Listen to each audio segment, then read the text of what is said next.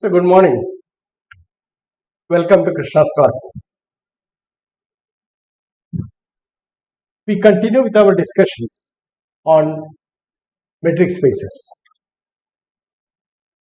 And before we take up the topic for discussion, namely convergence and continuity, we'll just recall some of the basic definitions and put them for reference. And some of the basic definitions that we use are, we'll be using in R,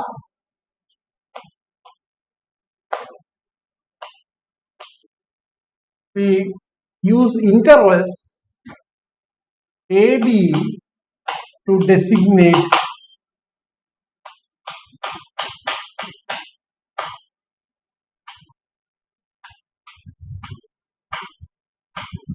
P, AB to closed open.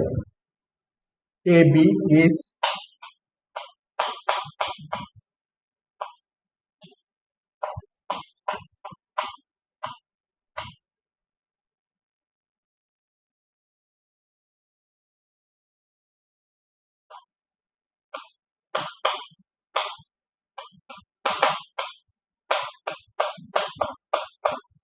the closed interval AB.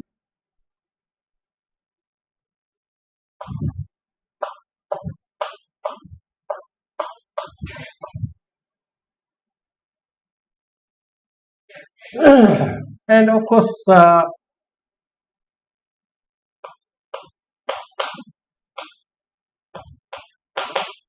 this denotes X belonging to R.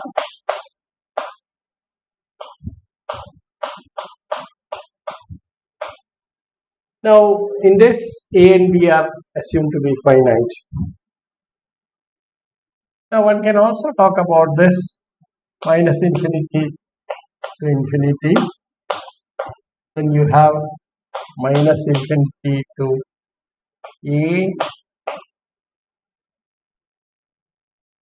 then B to plus infinity,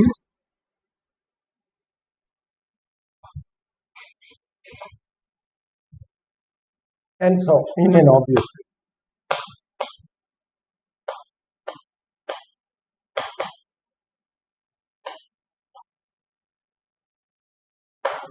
One can define these things also in knowledge. I am not going.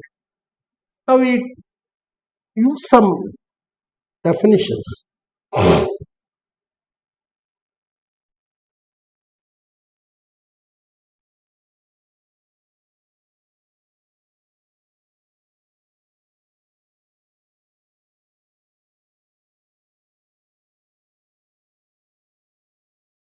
Or we introduce some definitions which we shall require, or some of them we have already introduced and some of them we have not talked about, but let us put it on the shelf.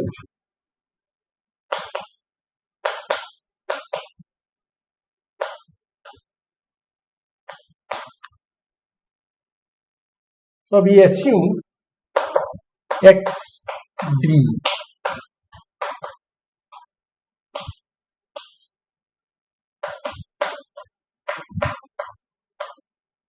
XD is a metric space. Now we define a neighborhood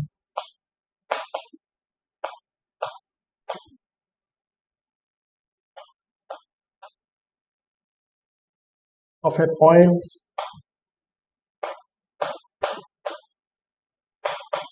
X belonging to X is N or B defined by the set of all X prime belonging to X such that the distance from X to X prime is less than, where of course R is positive. So here R is taken to,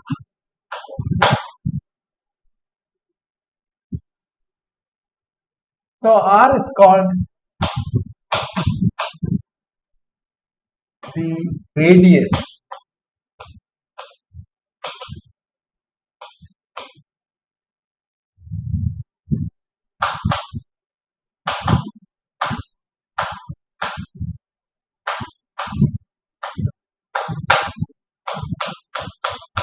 yesterday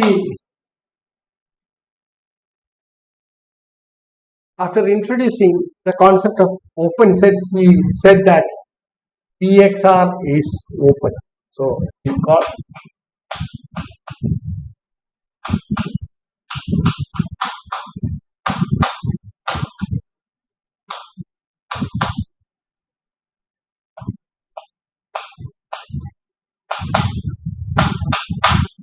now this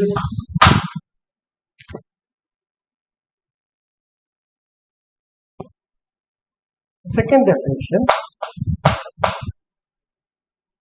a point x belonging to x is said to be a limit point of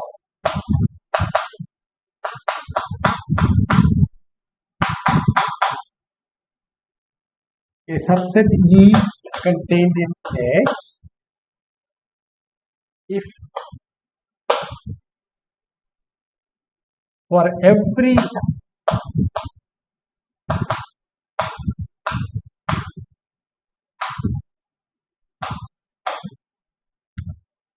neighborhood of X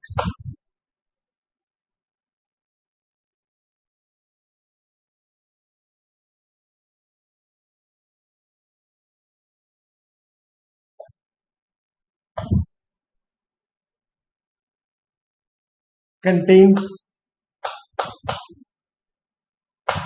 a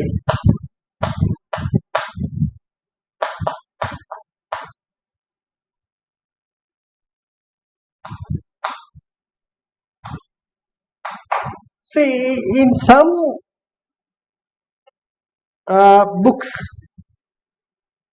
it is said that if every neighborhood of X contains a point from E other than X itself. Okay, but that we give a different name. Okay. So according to this, see that every point of E is already a limit point. Right. So let us write this up in the following way. That means X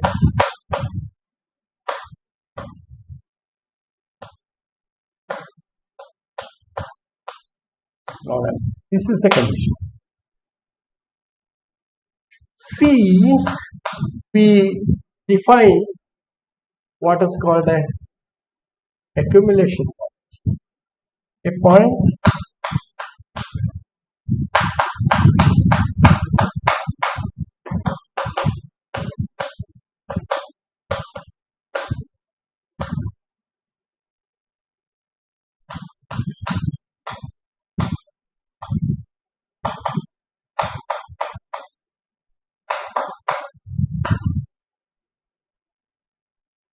or a cluster point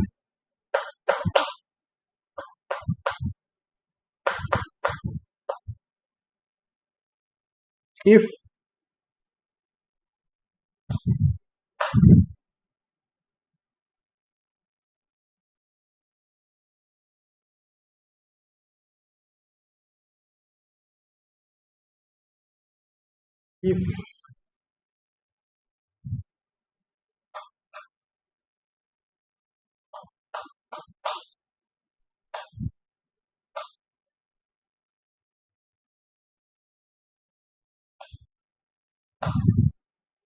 E is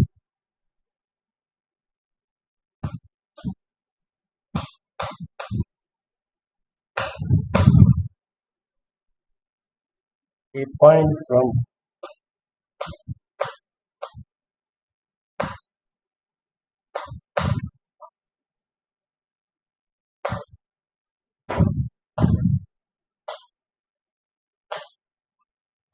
X. Now that is what you call an accumulation point or a cluster point. Now look at the subtle difference between the two definitions, namely E and C. Okay. Now we can define what is a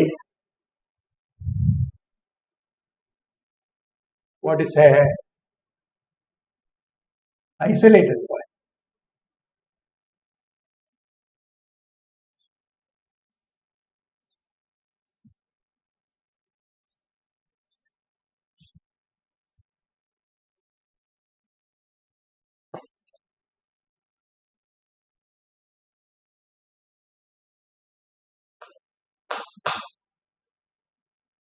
X belonging to E, X belonging to X,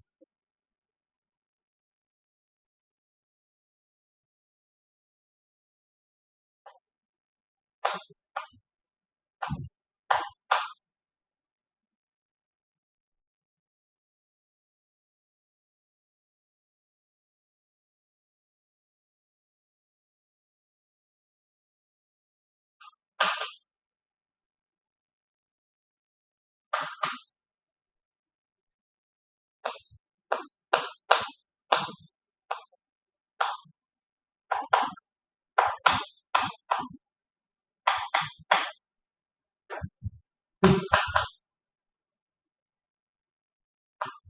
an isolated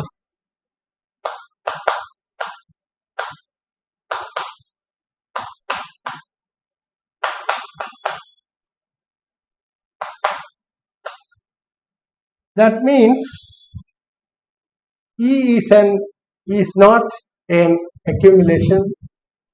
X is not an accumulation point of X belongs to E, but X doesn't. It's not an accumulation point of E. Then you call it an isolated point.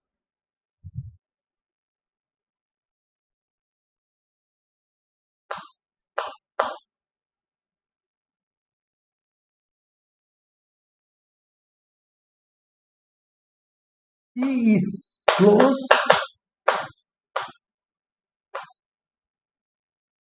if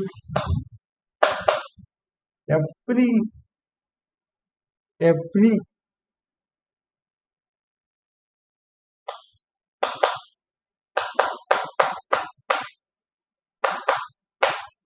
every limit point of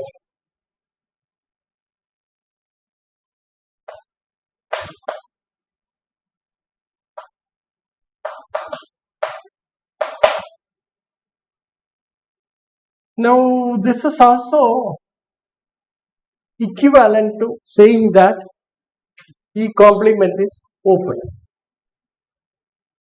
Yeah, but let us define what open set is. So we say that a point X belonging to E is said to be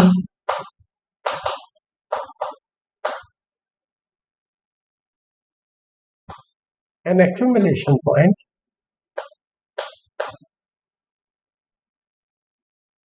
an interior point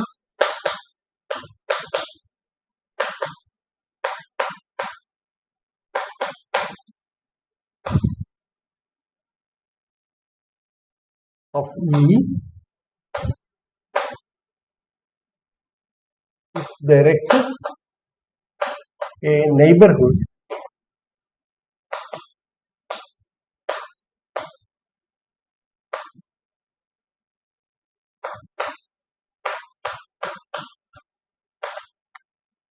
BXR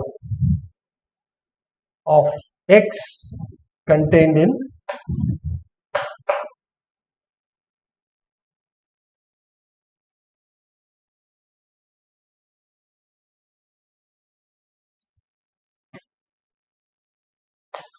G,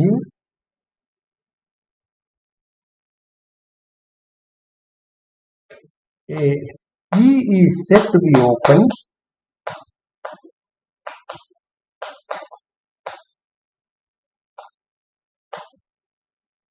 if every point of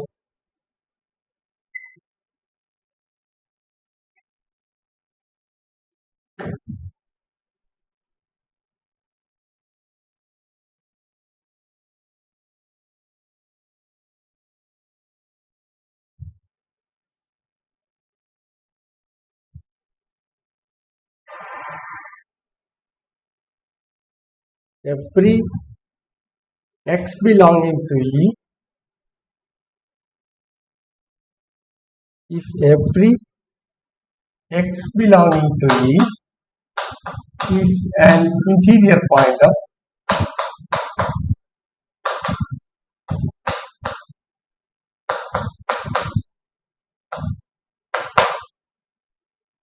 that's the concept of openness defined in this way, which means every point in that set E contains a neighborhood which is completely contained in E. Okay. One should take examples to highlight these concepts and also look at examples where it doesn't operate. So two types of examples you should consider in each case. That is where this definition is valid and where this definition is not valid. Then only you will get an understanding of this. And that too you take in different vector spaces, different metric spaces.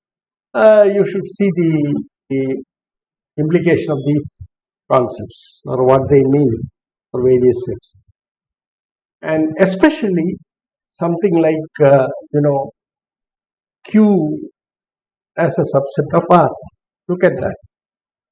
Now, as a subset of R, you see that if you take any point of Q, it is not an interior point. Okay? Because any neighborhood of an element of Q would contain points from R which are not in Q. Okay? So, no point of Q is an interior point of R.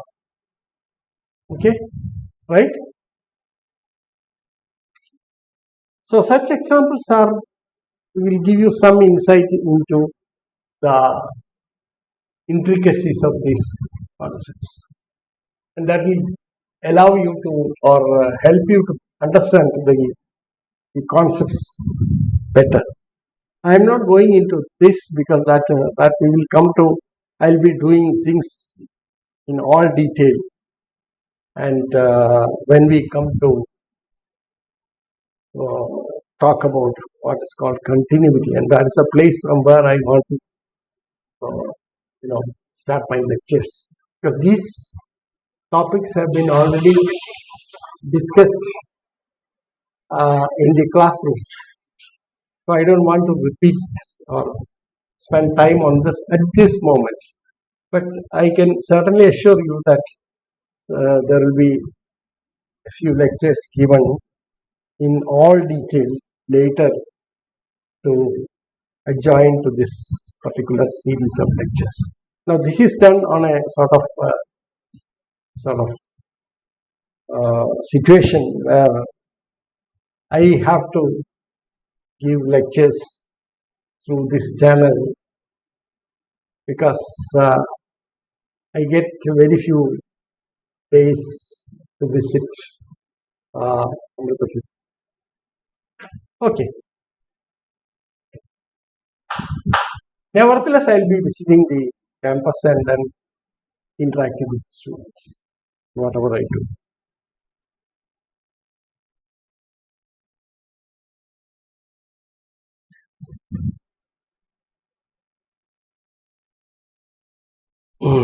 The complement of E. The usual definition is a theoretical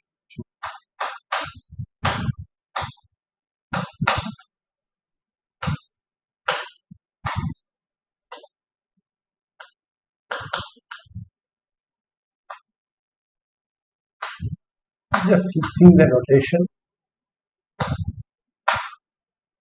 is set of all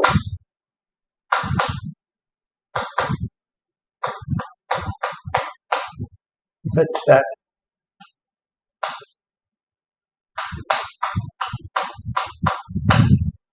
yes, all of us know what it is.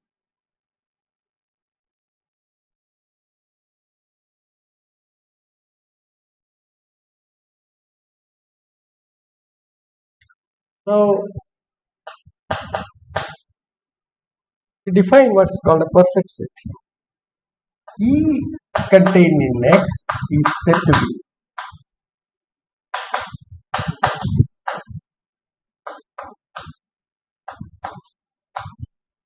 perfect. E is closed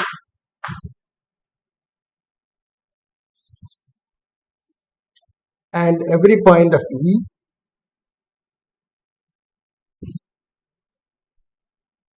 and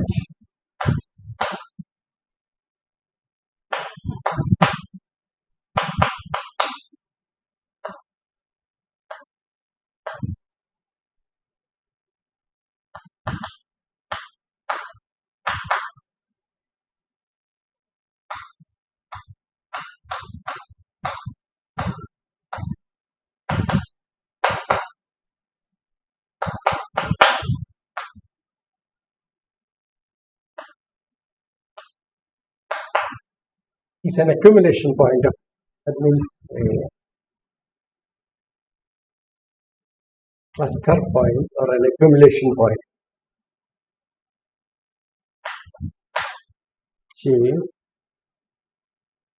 Say that E is bounded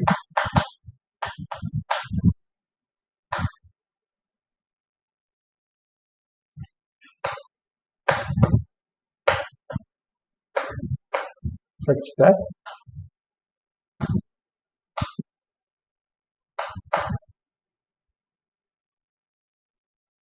M positive and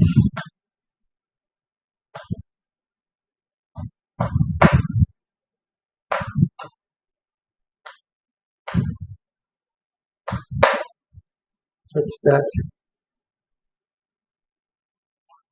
D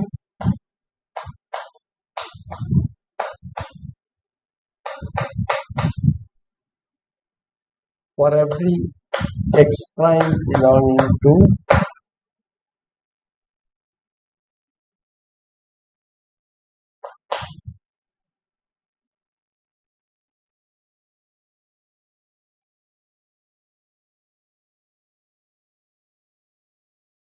E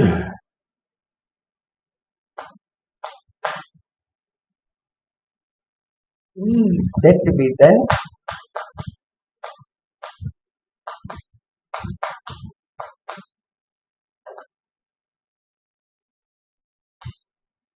if every point of X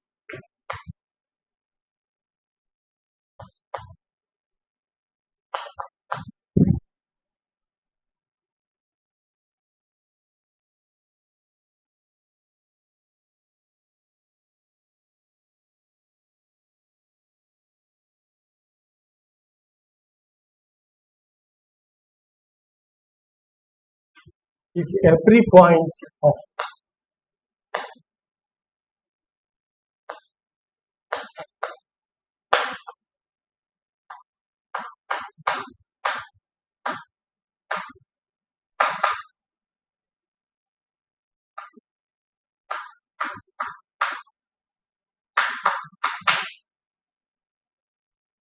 now an example is that Q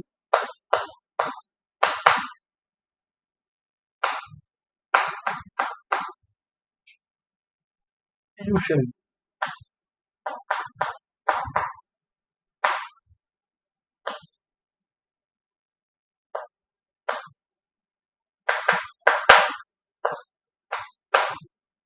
Okay, so these set of definitions are quite useful, and maybe I can list out something where you can verify this. Some examples worthy of looking at are A, the set C such that mod Z, then this is an open bounded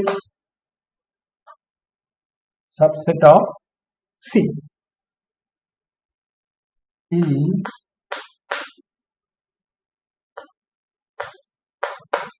all with the usual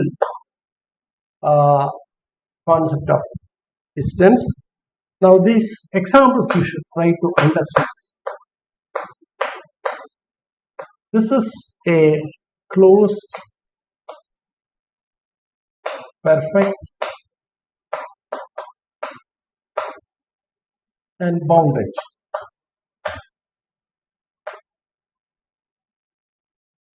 C, a finite set.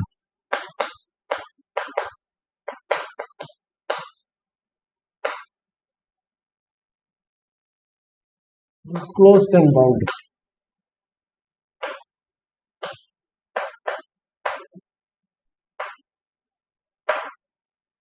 Suppose you take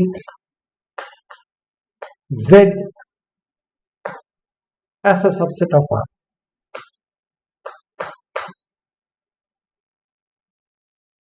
Then this is closed, not bounded. Not bounded.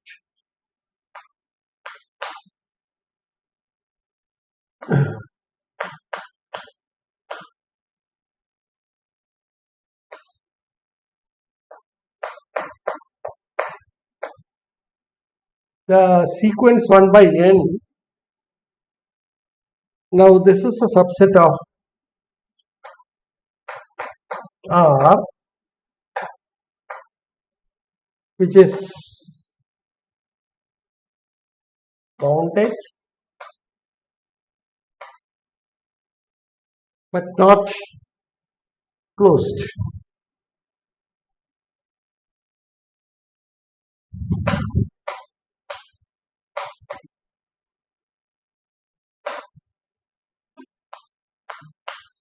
F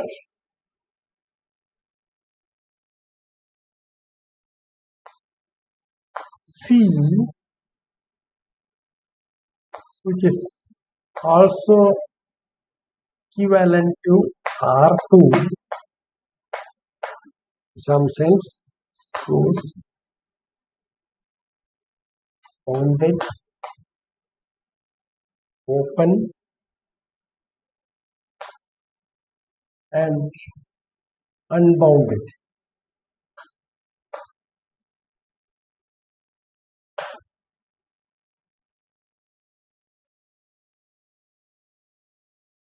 If you take the segment,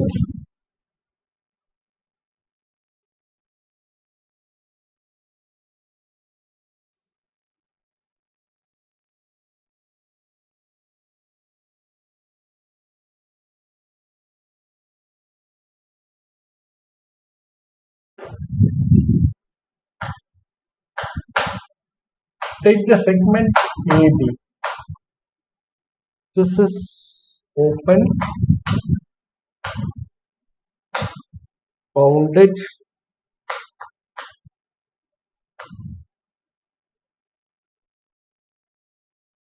however, the segment AB as a subset of R2 is not open, but it is bounded. So these are the some of the examples which are probably worth looking at. In fact, I think for every concept I said that was defined, or introduced, one should try to get a positive example and a negative example. Positive example by which I mean an example which satisfies all the conditions stated in the definition, and a negative example is a set which does not comply to the conditions of the definition, because only through this you can understand it. And also one should go to the various situations, like you know,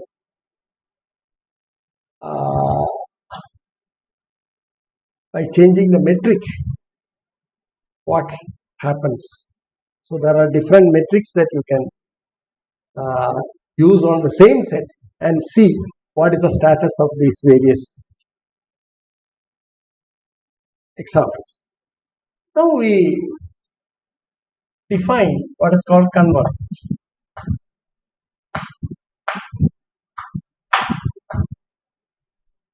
So as I introduced in the last lecture, Xn is a, so we have X, D, a given metric space, is a sequence containing X. Now we say that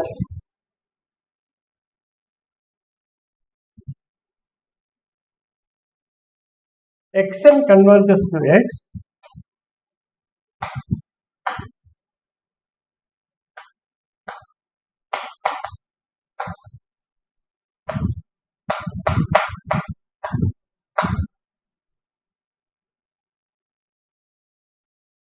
the distance between Xn goes to 0, infinity.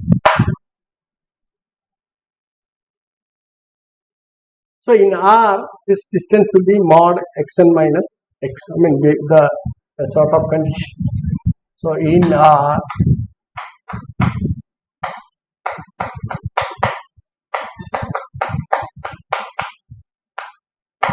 and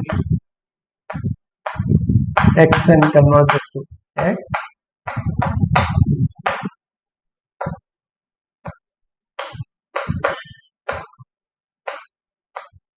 0. Now this is also from the convergence criteria. We know that these are all real numbers. So essentially, the equivalent thing is that the dxn x goes to 0 as n tends to. What does this mean? Now dxn x goes to 0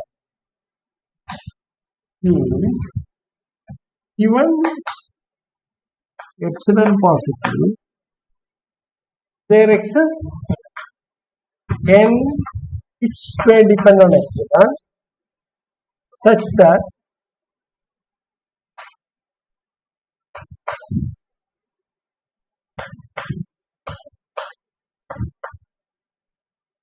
dxn x, which is non-negative, less than epsilon for every n greater than or equal to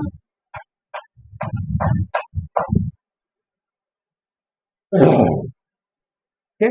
So one can alternatively find it in this way, right?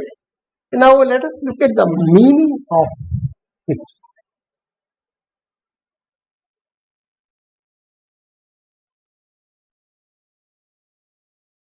What exactly is the meaning of this notation?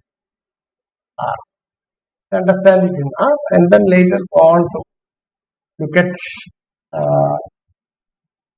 what all things it means, and then see how these things are interpreted in the context of a metric space. Okay. So you see that T,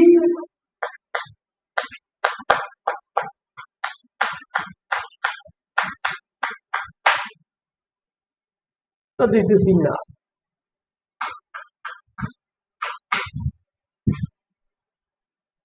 But even in C, it is. So what is that we are saying? What we say is that given epsilon positive, there exists n epsilon such that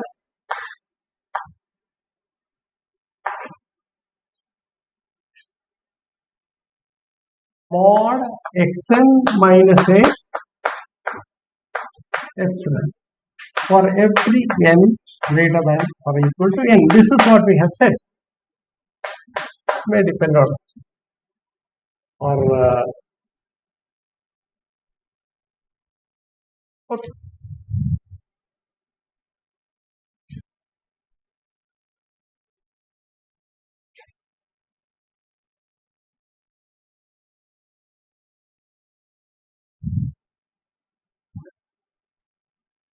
Now what is this? See, the set of all x set of all see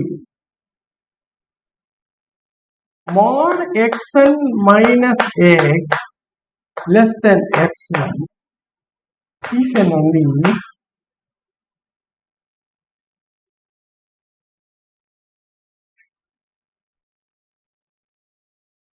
xn belongs to x minus epsilon,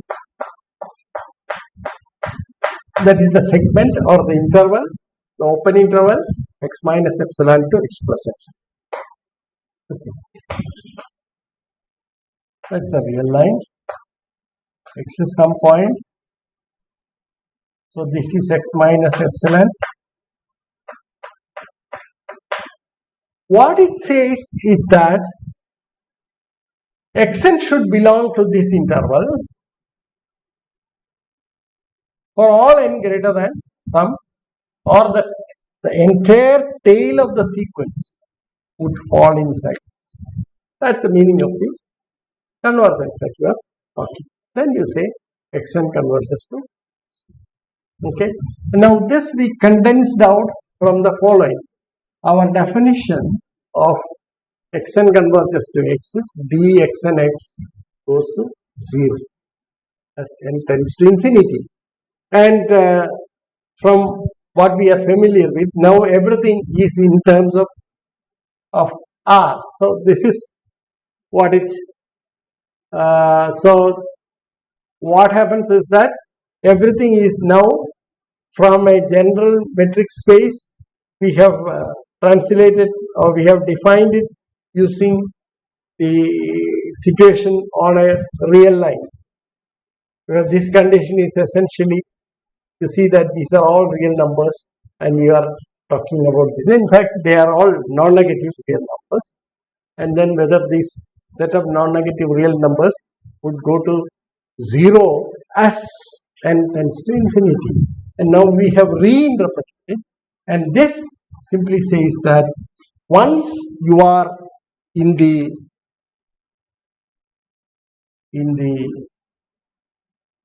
interval x minus epsilon to x plus epsilon. Now what is that? See, this is a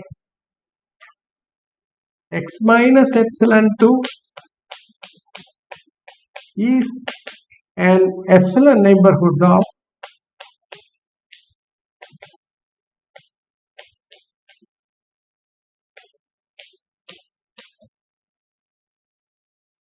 x. Okay. So the definition says that given epsilon positive or for any epsilon positive, there is a corresponding n such that xn belongs to the epsilon neighborhood of x for all n greater than that number. Obviously, if epsilon is smaller, you are going to have the n bigger. It's likely that it's going to be big. Okay? But what is significant is that no matter how small a neighborhood of x that you choose, the tail of the sequence xn, that means from some stage onwards of this xn, would be lying inside this. Okay, and that the length of the tail, or from which number,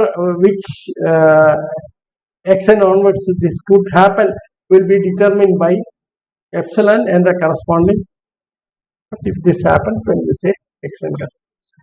Now this one should be clear about. Now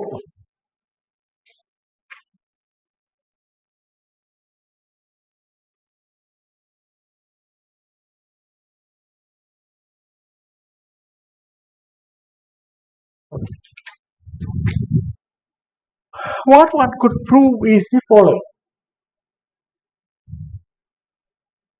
We define what is called a quotient.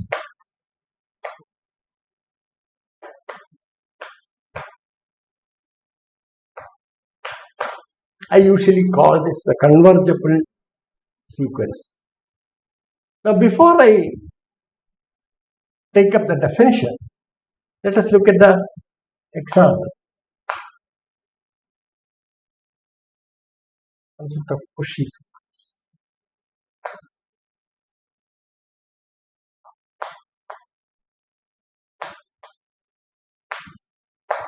Consider the sequence 1 by n.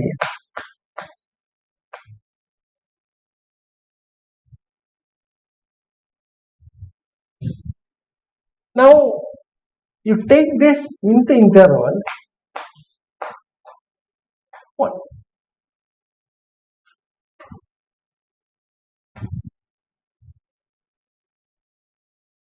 Now, you know that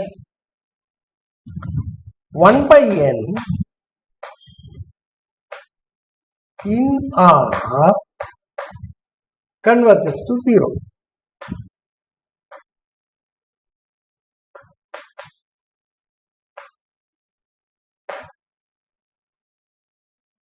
That means limit n tending to infinity of 1 by n equal to 0. Yes, you can check with this all the statement I have made, like given an epsilon, what is likely to be the n, or how do you compute the corresponding n. And that's a good exercise. And there are many examples which you can try where you do these computations, and that will be a good experience. Actually, given epsilon, how to compute the related n epsilon in a given, in the case of a given example. That's the task, and that will give you a lot of insight into the definition. Now, you see that 1 by n does not converge to any point in interval 0, because it converges to the point 0, but it's outside. Okay, I'll give another example. If you take the Z, that is the sequence n,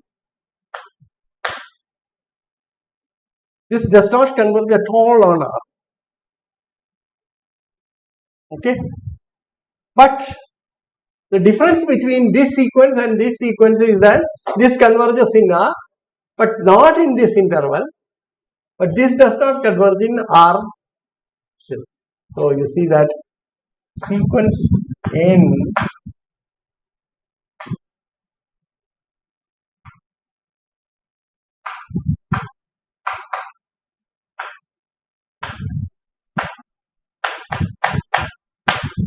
but sequence 1 by n converges, but sequence 1 by n does not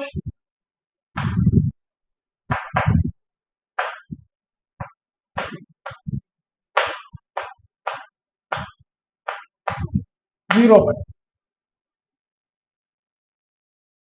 Okay, because the sequence is actually contained in this interval, but it does not converge to any point in this because it converges to the point 0.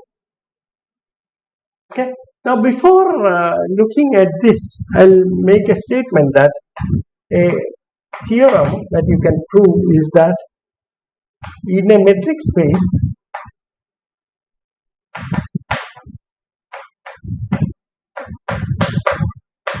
D,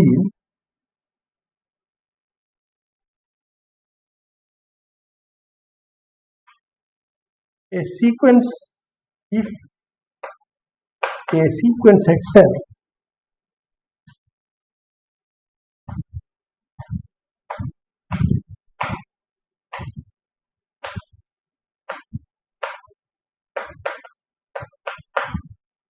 then the limit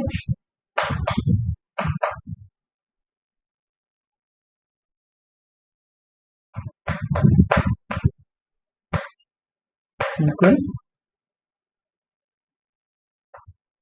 is unique. What you can prove is that if you have a sequence Xn, you cannot have a situation Xn converges to X, Xn also converges to X prime, where X prime is different from X. So the limit of the sequence is unique. Therefore, you see that in this case, the limit is actually 0. It is unique. It's a unique limit. But unfortunately, that is not in this particular set. Okay. So that's the situation that you.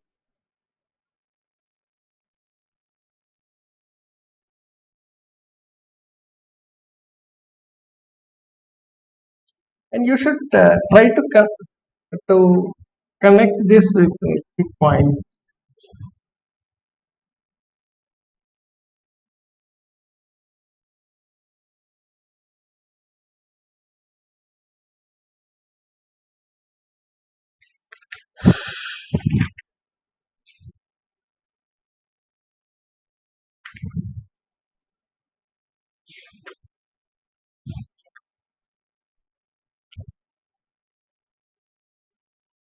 Now, I was talking about what is called Cauchy sequence.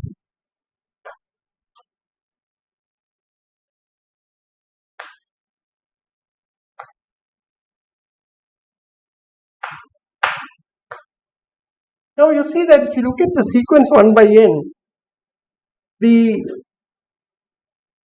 distance between subsequent elements gets smaller and smaller as n tends to infinity.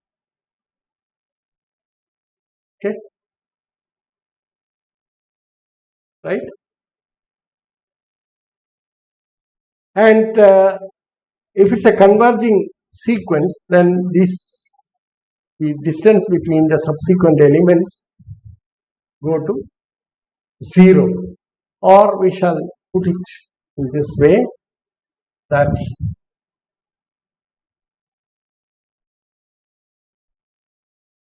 now such sequences are Cauchy sequences and they are the convergible sequences. Now what one can prove is that every convergent sequence is Cauchy. So but before that, let us define this. We say that a sequence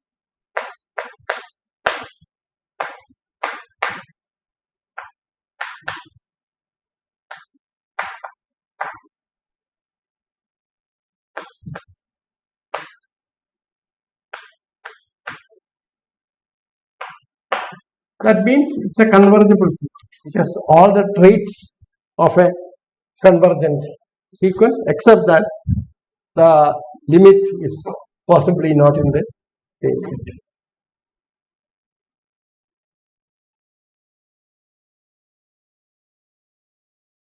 if for every epsilon positive there exists n epsilon such that distance between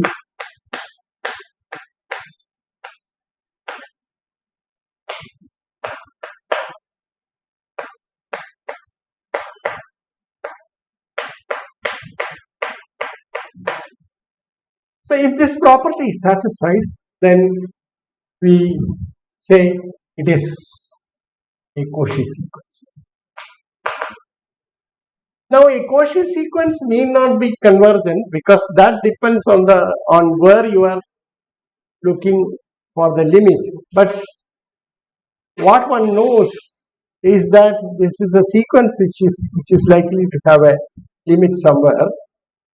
Okay, and we will try to work it out. For instance, this is not a Cauchy sequence.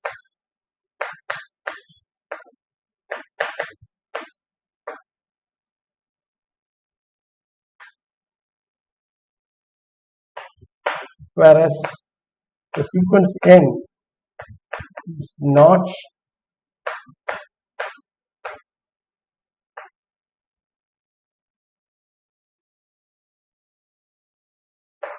these are the simple examples. In other words, what you should have is that as n and m tends to infinity, dx and xm goes to 0, or even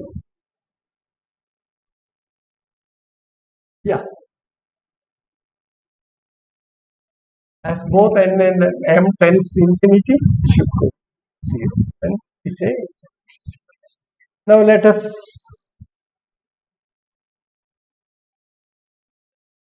we have a very simple result. Says that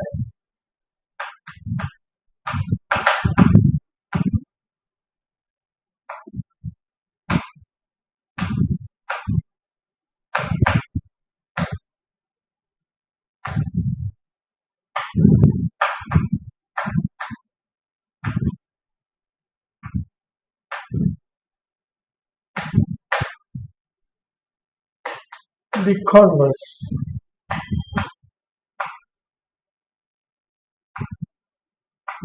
is not.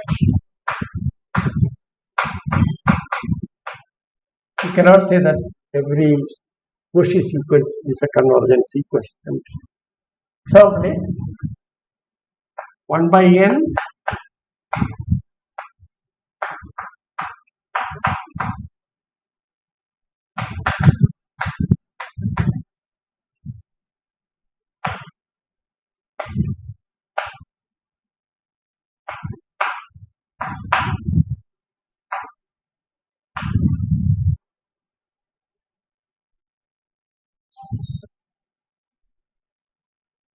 but does not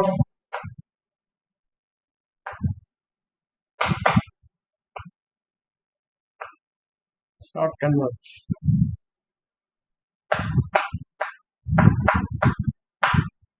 Zero.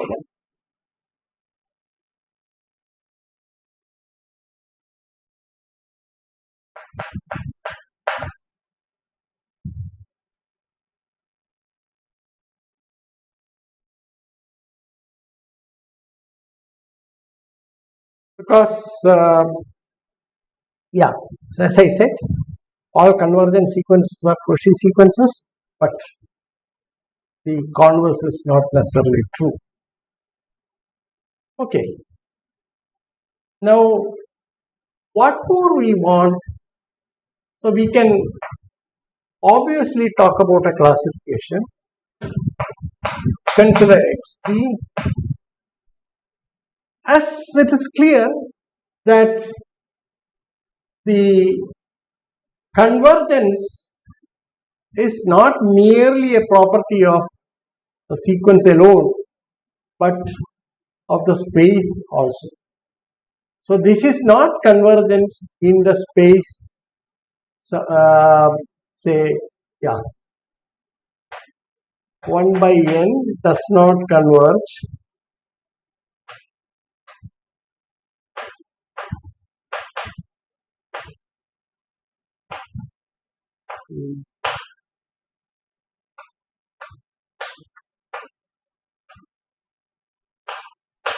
in this space. So it's something that depends on the space also.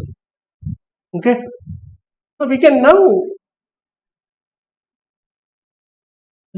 classify the spaces into two types, namely one where all the Cauchy sequences converge.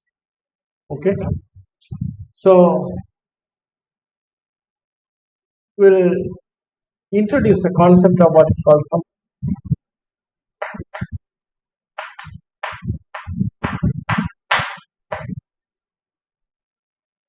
definition.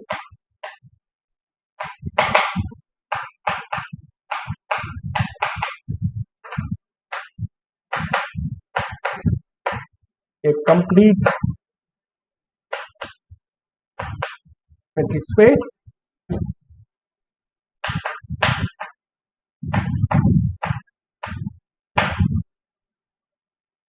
if every Cauchy sequence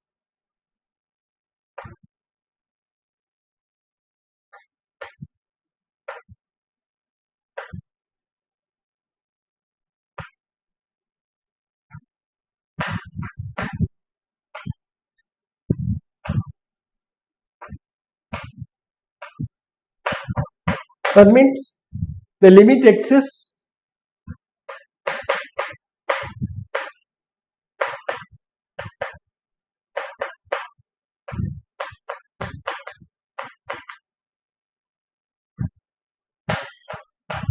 x. Otherwise, we say the space is not complete. Not we say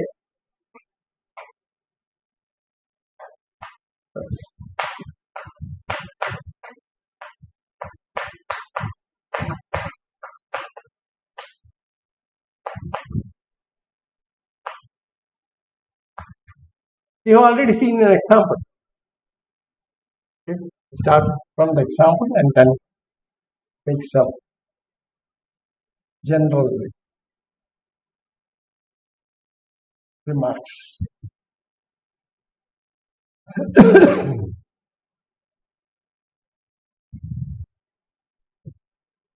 You see that the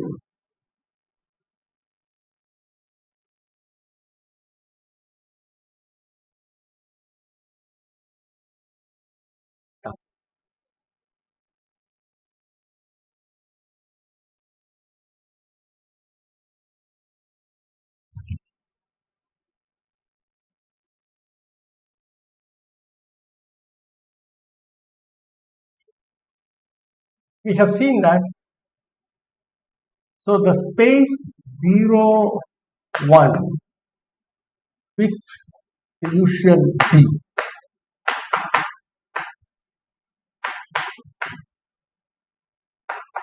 according to our nomenclature. Okay. Of course, one can, this we have already, but suppose you take this. Is this complete?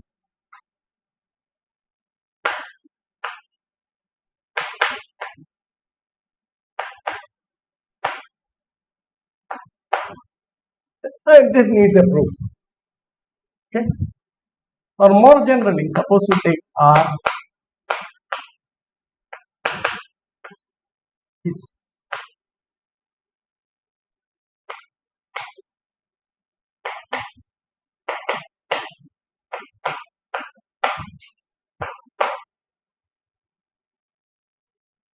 okay. What about QD?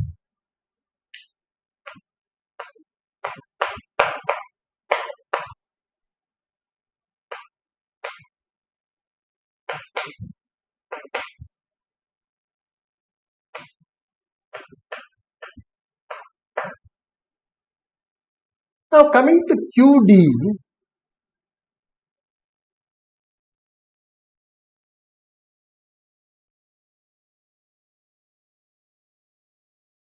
the same D is taken as T of xy, we take as mod xy. So if you look at QD, you can easily show that it is not complete, because you look at this one, but that again is based on very deep results on the structure of the real line. If you look at this sequence, that is 1 plus 1 factorial,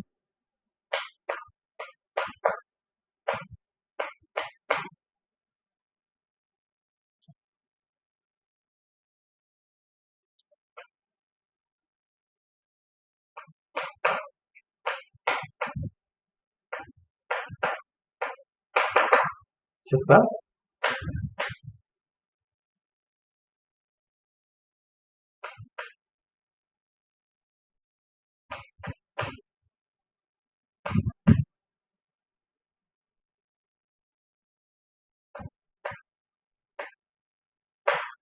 Korean, etc. This is a Cauchy sequence.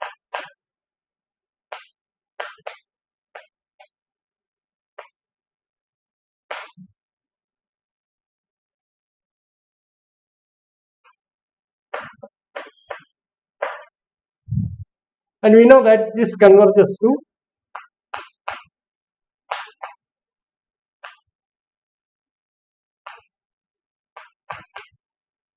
E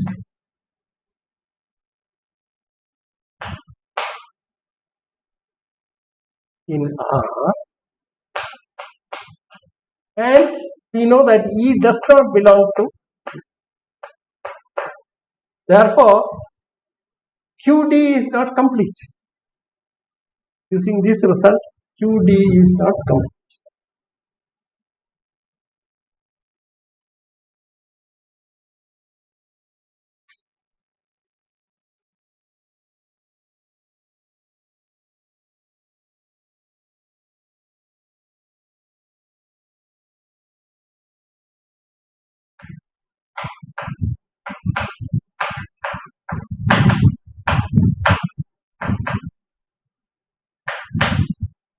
But once again, this is based on a very strong result. What is that strong result? That E is rational.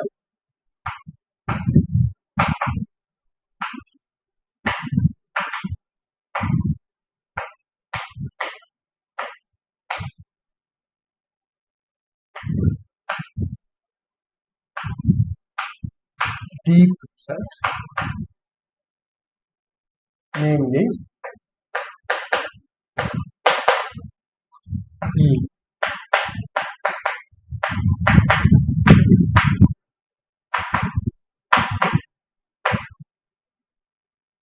So there are sequences, but all these elements 1 plus 1 by 1 factorial, etc., sigma n equal to 0 to n 1 by n factorial, I mean they are all rational numbers. So you have a rational sequence which does not converge to a rational. Okay? So Q is not complete with the usual metric. So naturally this question is there, is this complete? And that probably needs a proof. Okay, in all probability this is the so-called completion. Now we shall take it up later. Okay, so you can give several examples of this kind. Now one of the examples that I like to look at is this. So you take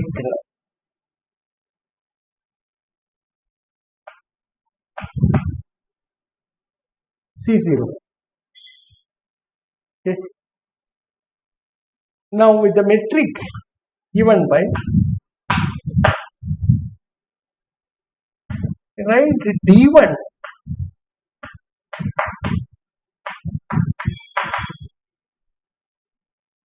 integral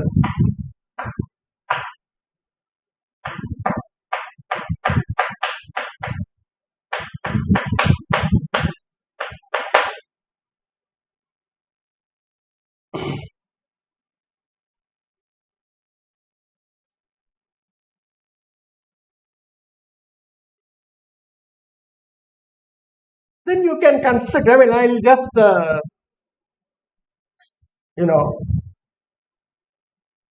give the graph of a sequence of functions.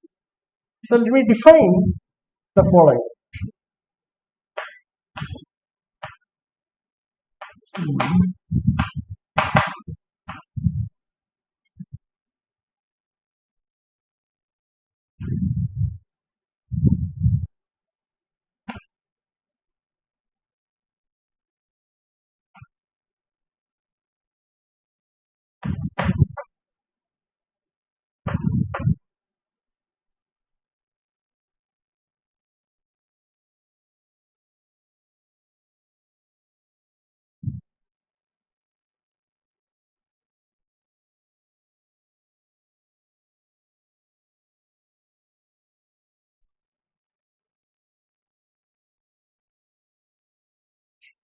And on this, say, the idea is this.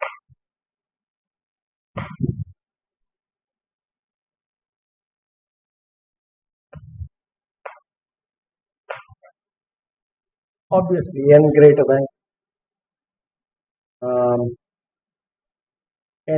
than or equal to 2.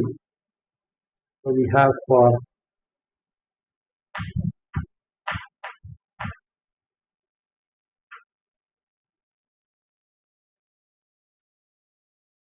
and define this equal to what you have. This portion you define it as 0. So this portion is defined as 0, and here you define it as the line segment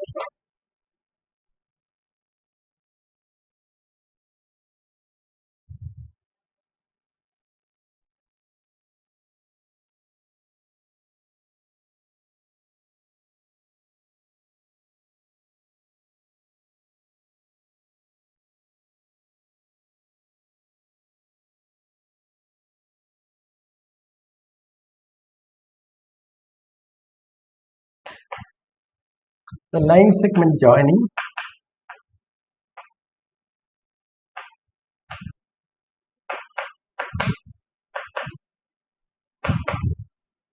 you can work out the equation of that.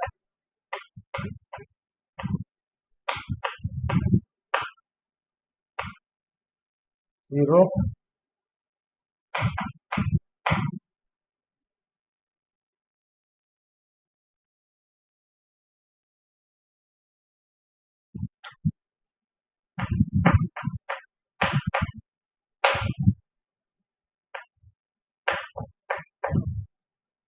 that's the graph of that, and then you have identically equal to 1 for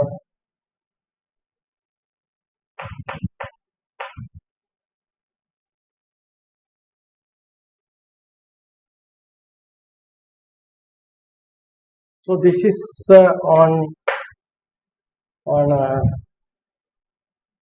the interval 1 by 2 minus 1 by n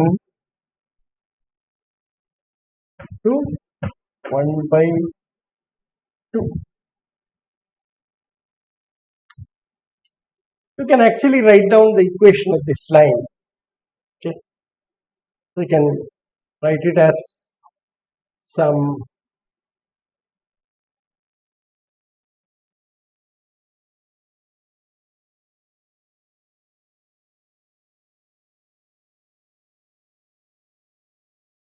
write it as AT plus B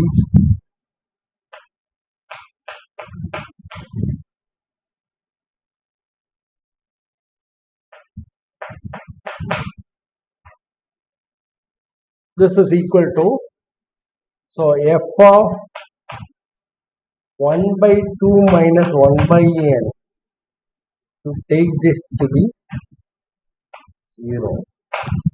F of 2 plus. Okay. So you have two equations. Okay. So A into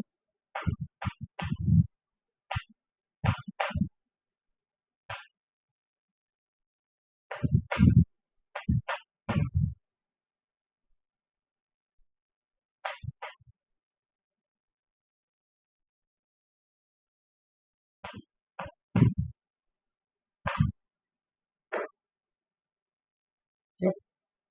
Now solve these two equations and find out A and B, and then write down Ft as this segment. Okay, right? So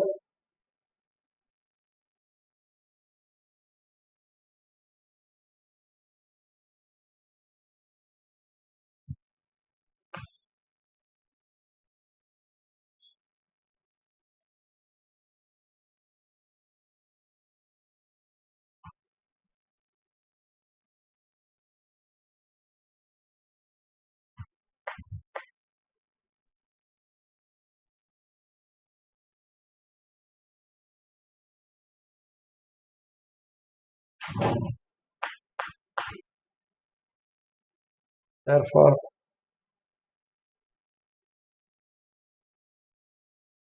A equal to n.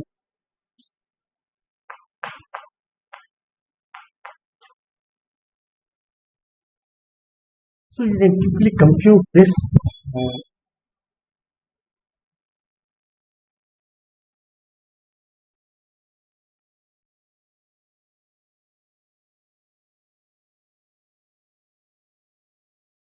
So you have A equal to n.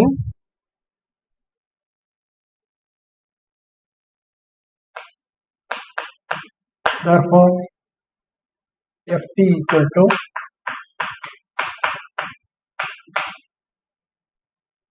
Nt plus B. Now we should have f of half, therefore n by 2 plus B, or B equal to 1 minus n. So you have Ft given by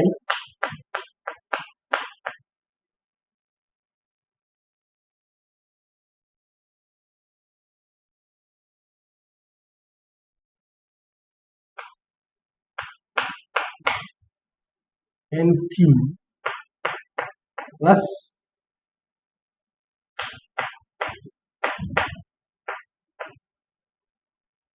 n by. Okay, so that at t equal to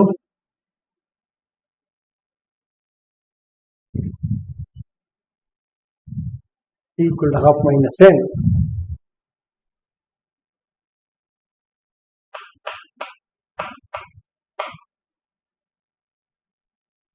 half minus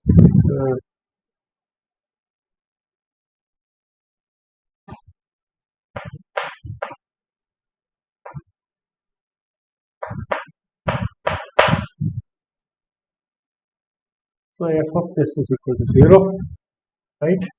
And f of half n by 2 and n by 2 cancels, and so this is the function. So the function f and t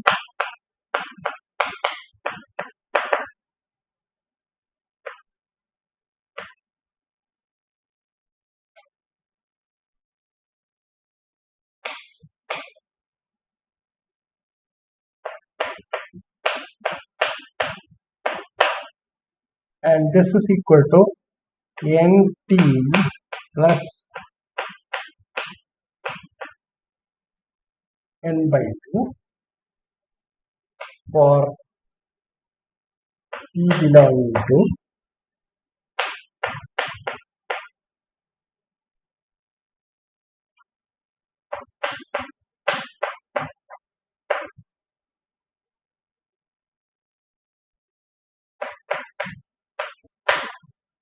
and this is equal to 1 for t belonging to.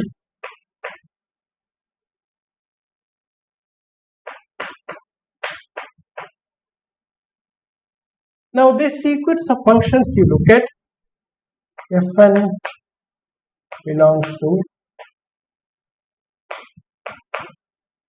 0, 1. Now you can show that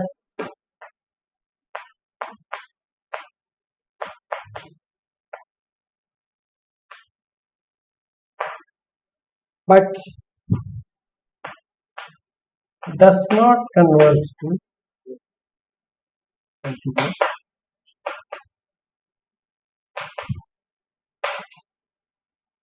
Clearly, I'll just tell you why it doesn't happen. We are not going to now these computations you can do. First of all, there are a lot of things to be put here. Okay.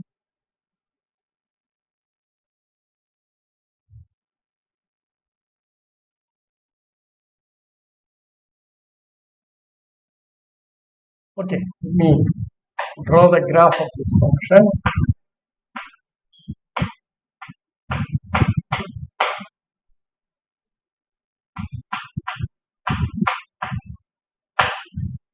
Now you take this function to be the graph of this function 0 up to this, and from here it is 1 and 0.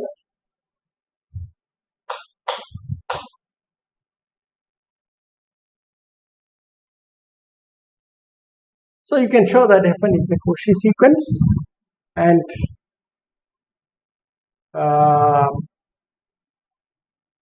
so as n tends to infinity, see that this point goes closer and closer to 1 by 2. What happens is eventually the pointwise limit of Fn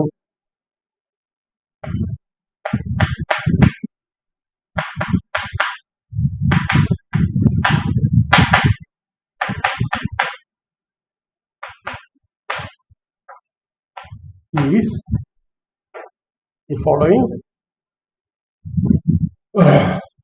Is ft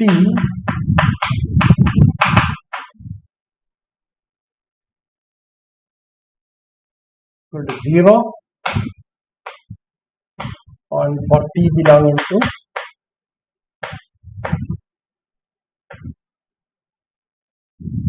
zero to half, and 1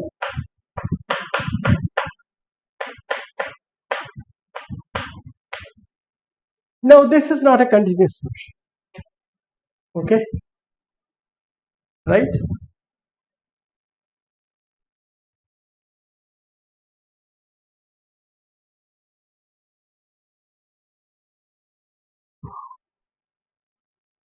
Now if you are considering the whole problem in E, that is the bounded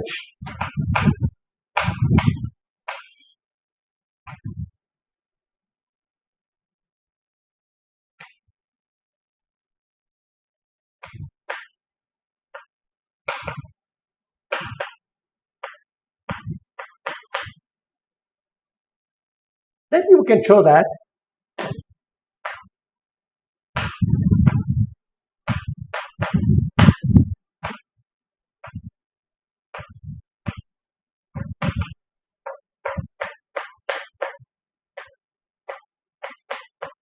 so it only means this. I am not making any statement that this is complete with respect to this metric. So it only says that this sequence converges to an element of B0. Okay, it's a Cauchy sequence which converges it to a, whereas it does not converge to a continuous function.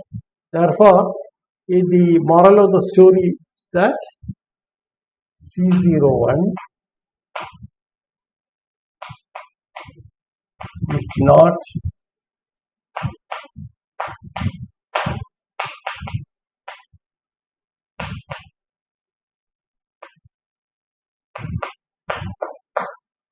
So,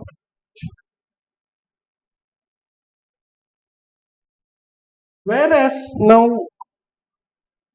you can, if you take a different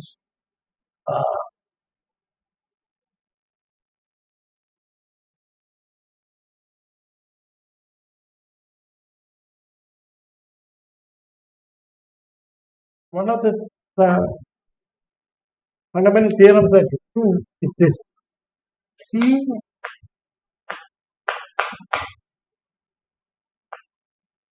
D, where D, F, G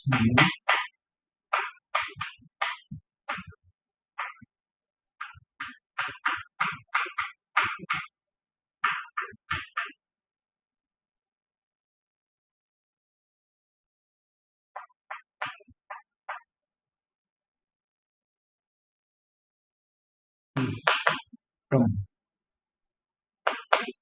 I'm not giving a proof, but later on, I think some stage or other. For in analysis, probably you have proved this theorem that if you take the what you call the sup norm on C01, it's a complete bound near space. Okay, so that's something that we do. Now we are just in a stage. I mean, I still don't claim that I have explored the whole thing, and some of the results, deep results that you can prove are R is complete, the usual metric, but Q is not complete with respect to the usual metric, as we have seen already. Okay, so these are some of the results. The structure of R is clear. So also the C, the complex plane or the set of all complex numbers with the usual metric on that space is a complete metric space. Now, for instance, Rn, the usual metric, is a complete metric space for any integer n. Now, these are all some of the results that you can prove, where there is a whole exploration of spaces that you can make. And why you talk about complete spaces? That the reason is this. See, you take a sequence which is convergible, which may converge, and you are chasing that. And when you chase that and go for the limit, are you still in your own space? So it is the situation is an analogy would be the following. Suppose you start playing football on the deck of a ship, large, the sort of ships on which you see the planes land and so on. There will be no boundary. Now you keep playing football there. It's very risky, because what happens is you chase a ball, and eventually the ball as well as yourself may land in the sea. Okay, right? Whereas suppose you have got a boundary there, so completely, there's a barricade, and then there is a deck in which you are playing football. At least all the ground passes. You will not get out from the deck. Keep saying. So the situation of a complete space is something like this. There's a boundary. Boundary is well taken care of in the sense that, I'm not talking about, for example, you might ask, what is the boundary of not in the strict sense of that. What I mean to say is that any Cauchy sequence you chase in this space, you will get a point to which it converges. That's the point. Whereas if the space is not complete, you run the risk of chasing a Cauchy sequence the limit of a Cauchy sequence, and you will end up outside the space. And this is a situation which the analysts generally know, namely that the space is complete, because you are then safe while chasing sequences. Now the reason will be soon very clear the moment you start defining continuity. Okay, so I have not said much about continuity this time, and maybe in my next lecture I will explore this continuity much more. Thank you very much. And I think I have said almost all the things that are needed there. I must confess that it's all half-assed because a lot of connecting results are required in this. But as and when you require them, we'll recall them and make some remarks. But this is only because I have already done most of these relevant results in the classroom.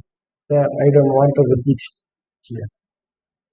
With these two lectures, more or less the preliminaries that I need to explore continuity is there.